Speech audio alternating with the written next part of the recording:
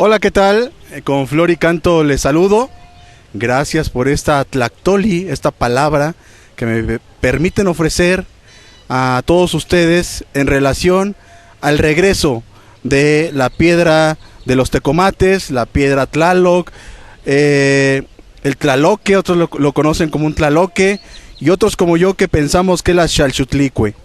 Esta piedra es muy importante para la región, para la antigua región de Acolhuacan, porque regulaba a nuestro sistema hidrológico.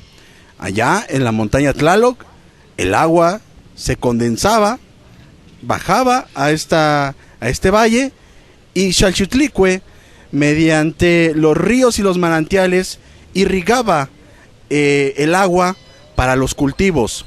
Esos cultivos, mediante esos cultivos surge el maíz, que es el sustento del hombre. Ese conocimiento ancestral se arrebató en 1964 de esta comunidad de Coatlinchan. Ahora, de parte del área de cronista municipal de Chicoloapan, representada por un servidor, Gustavo Díaz, estamos abonando y apoyamos esta iniciativa de que esa piedra regrese a su lugar de origen. Si esa piedra regresa aquí a Coatlinchan, el gobierno estaría resarciendo un poco del daño que se hizo a las comunidades originarias, como es, repito, esta comunidad de Coatlinchan y todas las comunidades que estamos en el brazo del lago de Texcoco.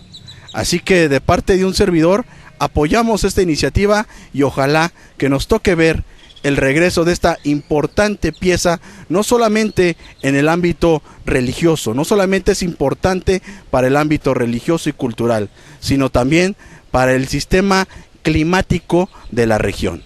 Muchas gracias y esperemos que este apoyo de todas las comunidades que rodeamos a Coatlinchan, pues sirva para que Tlaloc o Xalchutlicue regrese a este paraje conocido como paraje de los tecomates.